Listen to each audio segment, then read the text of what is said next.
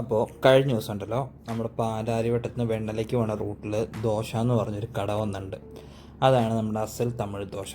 അപ്പോൾ അവിടെ പോയി അവിടെ ചെന്ന് കഴിഞ്ഞ് ആദ്യം അവിടെ നിന്ന് പറഞ്ഞത് അവരുടെ ചിക്കൻ കലക്കാട്ടോ. എൻ്റെ പൊന്നോ അപാര സാധനം, എനിക്ക് വളരെ ഇഷ്ടമായി. ഇതിന് മാത്രം അടിപൊളി കേട്ടോ. ഡെഫിനറ്റ്ലി നിങ്ങൾക്ക് ഇഷ്ടപ്പെടും. ഒരു ദിവസം പോയി ട്രൈ ചെയ്യണേ ഇത് അവിടെ നിന്ന്.